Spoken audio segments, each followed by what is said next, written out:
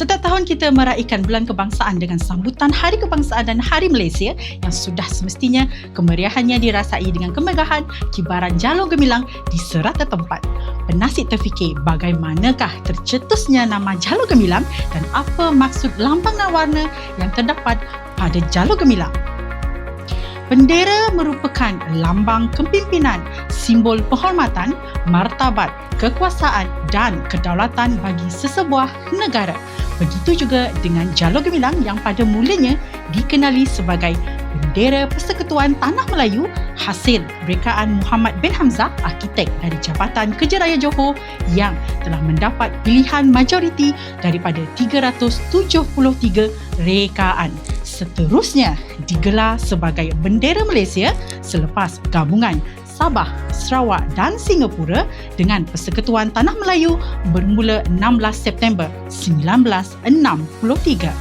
Bendera Malaysia diisytiharkan sebagai Jalur Gemilang pada 31 Ogos 1997 sempena 40 tahun kemerdekaan negara oleh Perdana Menteri Malaysia keempat di Dataran Merdeka, Kuala Lumpur.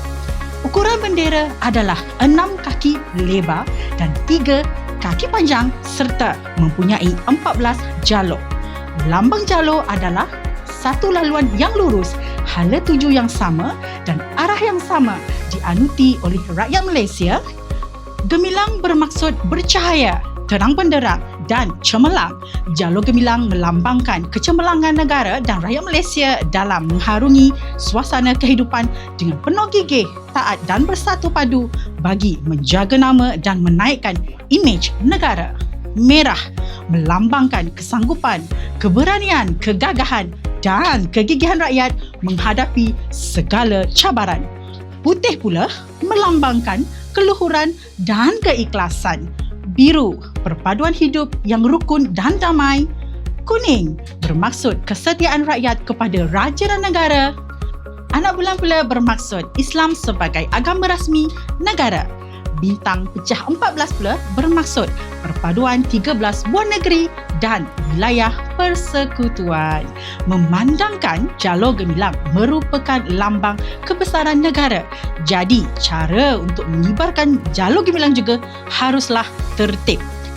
Sebelum menaikkan Jalur Gemilang, pastikan tali yang digunakan kukuh dan tidak mudah putus sehingga menyebabkan Jalur Gemilang jatuh atau bergerak berayun-ayun tidak tentu kibarannya.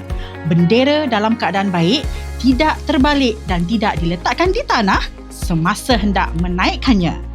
Jangan dibiarkan meleret ke tanah sewaktu menurunkannya, tetapi hendaklah ditatang atau diselempangkan ke bahu.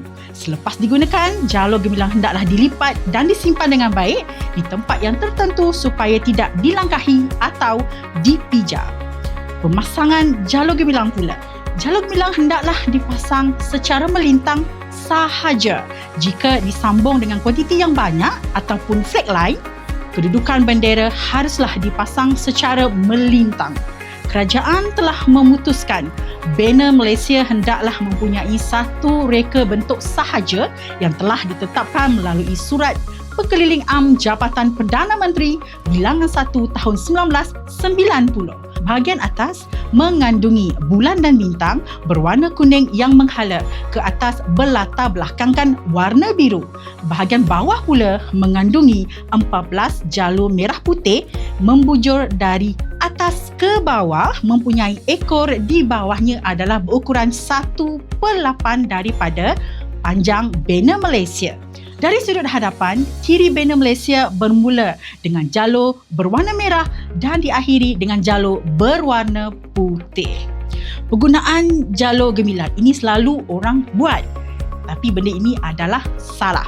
Penggunaan bendera dalam pelbagai gaya pada alas meja, langsir, payung, songkok tudung atau sebagainya adalah tidak dibenarkan. Objek seperti botol, pasu, tiang, gerbang atau sebagainya yang dibalut dengan bendera atau dilukis menyerupai bendera juga tidak dibenarkan. Penggunaan bendera dalam pelbagai gaya, gambar serta bentuk yang diubah fizikal bendera untuk dijadikan iklan bagi tujuan promosi juga tidak dibenarkan.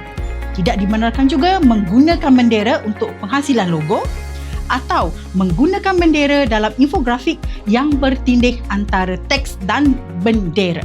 Setiap rakyat berhak untuk mengibarkan jalur gemilang dengan syarat dan panduan yang ditetapkan, iaitu secara tertib sebagai lambang kebesaran serta kedaulatan negara. Oleh itu, orang ramai digalakkan untuk mengibarkan jalur gemilang di kediaman, premis-premis perniagaan, kedai maupun gerai. Nak tahu lebih lanjut tentang jalur gemilang, boleh layari dbook.penerangan.gov.my dan berbagai lagi koleksi buku yang lain anda boleh langgani.